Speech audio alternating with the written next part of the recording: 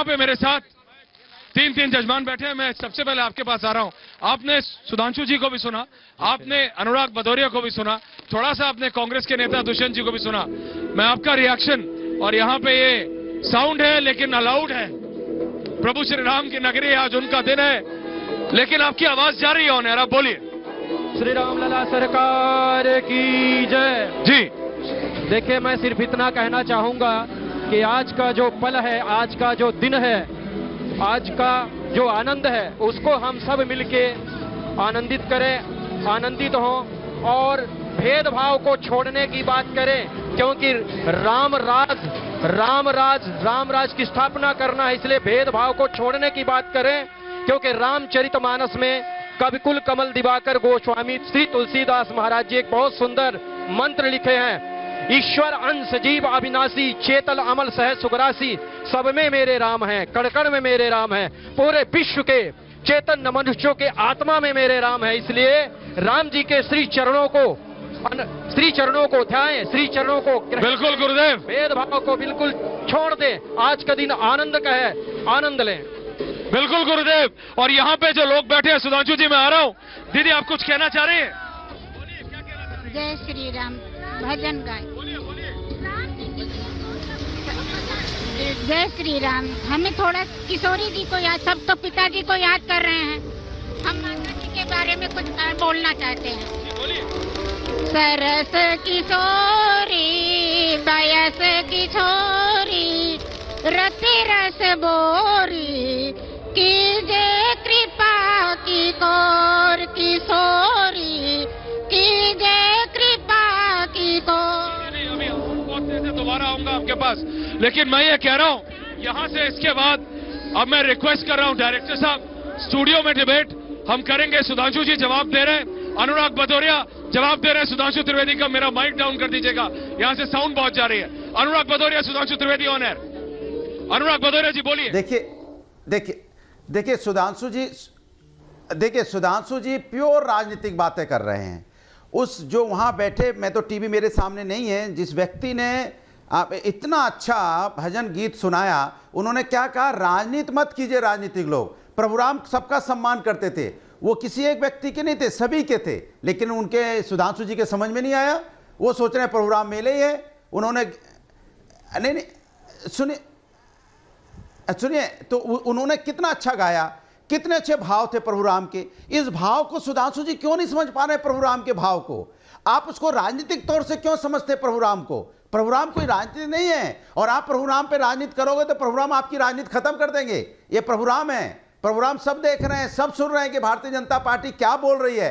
भाई आप प्रभु राम की बात करते हो, और जब प्रभु राम बात ही नहीं करते नफरत की, तो आप हमारे आप पे बीच में डिवाइड एंड रूल क्यों करना चाहते हो? आप आप सोच रहे हो भारतीय जनता पार्टी के जो समर्थन में है वो हिंदू, वो राम का भक्त है, जो बीजेपी के समर्थन में राम का भक्त नहीं है, राम उसको नहीं मानते। राम तो कण में बीजेपी को मानने वाले को भी राम मानते हैं, और जो बीजेपी को नहीं, बीजेपी दल में, उसके साथ भी राम है। प्रभु राम तो सबके साथ हैं, ये जरूरी थोड़ी बीजेपी के साथ होंगे। आप प्रभु राम के नाम पे आप उस सत्ता के लिए इस्तेमाल करना चाहते हो। आप सोचते हो कि हम उस प्रभु राम का नाम लेंगे, राजनीति करेंगे, सत्ता मिल जाएगी। प्रभु राम समझ गए कि धर्म के नाम पे राजनीति कर रहे हैं, ये मेरे नाम पे राजनीति कर रहे हैं। ये हमारे राजनीति का मतलब होता है विकास, राजनीति का मतलब होता है आप सामाजिक समस्याओं को दूर कीजिए। उस समस्या पे तो बात नहीं कर रहे हो आप बात कर रहे हो। भाई आप धर्म को समझने की कोशिश कीजिए, आखिर धर्म क्या है? अनुराग जी आप समझ नहीं पा रहे हैं, मेरा माइक कम कर दीजिए। आप ये भावना देख रहे हैं। अनुराग भदौरिया जी, सुधांशु त्रिवेदी का विरोध कर सकते हो, बीजेपी का विरोध कर सकते हो, इस जनता का विरोध कैसे करोगे? मैं ये पूछ रहा हूँ, इस जनता का विरोध कैसे करोगे? इस जनता का विरोध करोगे कैसे? अनुराग भदौरिया, दुष्यंत नागर, ये समझो। सुधांशु त्रिवेदी जवाब दे रहे हैं। सुधांशु त्रिवेदी शर्मा जी मेरा माइक डाउन कर दीजिए। सुधांशु त्रिवेदी कैसे विरोध करोगे? प्रभु राम का विरोध कर ही नहीं रहा। प्रभु राम मेरे आस्था का विषय है। देखिए, मैंने कोई राजनीति की बात नहीं की थी मान्यवर, हमने कोई राजनीति की बात नहीं की थी, और आज हम इनके उकसावे में आके कोई राजनीति की बात भी नहीं करेंगे। वैसे तो समझ में नहीं आता कि भदौरिया जी बोल रहे हैं वो सच है, या जो स्वामी प्रसाद मौर्य बोल रहे हैं वो धोखा है, धोखा ये है, धोखा वो है, वो एक अलग बात है। परंतु आज मैं कहना चाहूंगा ऐश्वर्य जी, हम लोग जो उस समय गीत गाते थे राम जन्मभूमि कार सेवा के समय में, हम कहते थे और शासन किस ढंग से हमको डील करता था, कैसे हमारे ऊपर कठोर नृशंस कार्रवाइयां करता था, वो मैं याद दिलाना चाहता हूं। हम तो कहते थे ये तन प्रभु राम का, मन प्रभु राम का, तो हर क्षण बोलिए जय श्री राम की। आस प्रभु राम की, श्वास प्रभु राम की, तो हर क्षण बोलिए जय श्री राम की। फिर हम कहते थे लोक परलोक यही यही मोक्ष धाम है, तो हर क्षण बोलिए जय श्री राम की। मगर शासन जो करता था उसके लिए हम कहते थे शासन चलाए चाहे सीने पर गोलियां, परवाह नहीं कीजिए शरीर और प्राण की, आए आपदाएं विपदाएं भले कितनी, बनाएंगे हम मंदिर सौगंध श्री राम की। और आज देखिए, आज आपदाएं विपदाएं पूर्ण करके जो मंदिर साकार हुआ है, मुझे ऐसा लगता है कि अक्षर सभी पलट गए भारत के भाल के, साकार हुआ स्वप्न हर बला को टाल के। इसलिए आज मैं कहूंगा सकारात्मक बात करिए। हमारे विरोधियों से भी राजनीति करने के लिए बहुत दिन पड़े हैं, और फिर राजनीति में कौन किसका क्या होता है वो सारी भविष्य की बात है। आज निर्मल मन से हम कम से कम भगवान राम, उनके आदर्शों और इस अद्भुत दृश्य के प्रति न्याय करें, यह अधिक उचित होगा।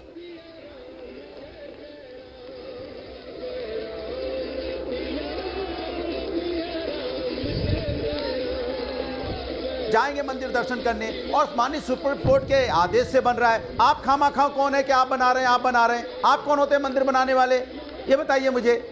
भाई जनता के पैसे से बन रहा है ना, तो भव्य मंदिर बन रहा है, हम सब स्वागत कर रहे हैं। आप बोलिए जनता के पैसे से भव्य मंदिर बन रहा है, हम सब भव्य मंदिर का दर्शन करेंगे, प्रभु राम का दर्शन करेंगे। मैं सिर्फ इतना कह रहा हूं, मैं आप दोनों को रोक रहा हूं। सुधांशु जी, अनुराग भदौरिया जी, यहाँ पे म्यूजिक लाउड है लेकिन सब अलाउड है, क्योंकि प्रभु श्री राम का दिन है। प्रभु श्री राम, जय श्री राम। बिल्कुल, पाकिस्तान सुधार जाओ, नहीं तो पाकिस्तानी भारत होगा। अरे भैया, सब प्रेम की बात बिल्कुल। करो। प्रेम जय श्री राम, जय। ऐसा मत करिए, पीछे चलिए, पीछे चलिए भाई साहब, पीछे चलिए। सुधांशु जी, सुन रहे हैं आप? जोश लोगों का सुन रहे हैं, देख रहे हैं आप? उम्मीद करता हूं आप देख पा रहे हैं, उम्मीद कर रहा हूं आप सुन रहे हैं। सुधांशु जी, आवाज आ रही है आपको? सुधांशु जी, सुधांशु जी, यहाँ पे लोगों का जो जोश है, क्योंकि ये 5, 10, 15 साल की नहीं, पीढ़ियों से लोग इंतजार कर रहे थे इस दिन का, पीढ़ियों से, फॉर जनरेशंस।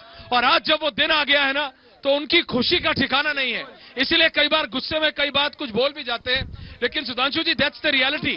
और विडंबना ये है कि राजनीति या राजनेता कई ये नहीं समझ पा रहे हैं। बीजेपी का विरोध करो भाई, हराओ बीजेपी को, मोदी को हराना है, योगी को हराना है, हराओ, लेकिन जनता का विरोध कैसे? सुधांशु त्रिवेदी ऑनेस्ट।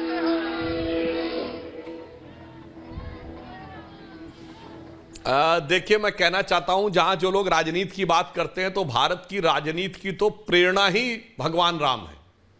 क्या कहा आज प्रधानमंत्री जी ने कि ये भारत की प्रकृति भी है और भारत का प्रभाव भी है। उन्होंने कहा भारत की नीति भी है और भारत की नियति भी है। और आज देखिए, शायद नियति ने ही यह अपनी संरचना बनाई है, डिजाइन बनाई है कि नीति के सूत्र उन लोगों के हाथ में हैं जो राम के प्रति पूर्ण समर्पण के भाव से कार्य कर रहे हैं।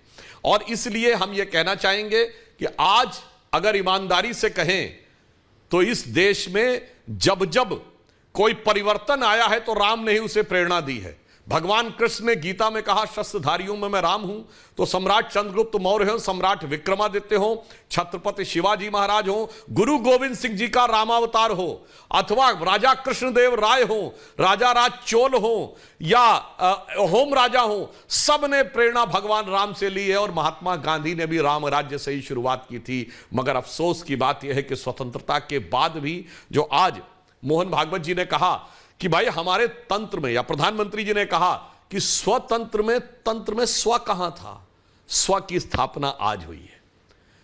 मोहन भागवत जी ने यह कहा कि प्रधानमंत्री जी ने तो तपस्या की है, 11 दिन तपस्या करने के बाद प्राण प्रतिष्ठा की। आज तक आपने कोई प्रधानमंत्री नहीं सुना होगा जो 11 दिन उपवास नियम संयम रख के वो तपस्या करे और वही राम का काज कर सकता है। क्योंकि बाबा तुलसी ने हनुमान चालीसा में लिखा है, सब पर राम तपस्वी राजा, तिनके काज सकल तुम साजा। तो सिर्फ 11 दिन का नहीं, 10 साल में 10 घंटे की भी छुट्टी नहीं ली है। मान्यवर, इतने दुर्धर्ष कर्म के द्वारा ही, इतने समर्पित कर्म के द्वारा ही, इतने निष्ठा कर्म के द्वारा ही नियत यह चुनती है कि कौन राम काज के लिए उपयुक्त होगा और कौन उसमें आगे आएगा। इसलिए मैं भदौरिया जी या दुष्यंत जी जो भी हमारे लोग हैं उन सारे लोगों से कहता हूं कि आज का विषय छोड़िए और ये साफ साफ देखिए कि भगवान ने, राम ने किसको चुना। मैं इस पे एक सकारात्मक बात कहना चाहता हूं। हम ये कहते थे कि भाई रोम रोम में रमा है राम का पवित्र नाम, राम का ललाम धाम कैसे भूल जाएंगे। और हम कहते थे कहीं सुनते हो राम तेरी पीढ़ियों का नाम कायरों की सूची में जोड़ देना चाहिए, और तेरे भी जो दर्शन पे प्रतिबंध लगा हो, तेरे भी जो मंदिर पे प्रतिबंध लगा हो तो हिंदू कहलाना हमें छोड़ देना चाहिए। वो सारा समय चला गया और अब मैं कह सकता हूं कि एक ऐसा परिवर्तन आया है कि इस समय सब कुछ सकारात्मक है। तो हमें ये मान के ये पंक्ति कहता हूं कि राम जन्मभूमि मुक्त यज्ञ है महान यज्ञ, ऐसे यज्ञ में आहुति देनी हमें चाहिए। उस समय की कविता थी। और देश धर्म संस्कृति का थोड़ा माफ कीजिएगा आज, क्योंकि बहुत क्लियरली आपको सुन नहीं पा रहा हूं, लेकिन अनुराग भदौरिया आपके लिए मैसेज है, ये मैं नहीं दे रहा हूं, यहाँ की जनता देगी, अब उनको सुनिएगा।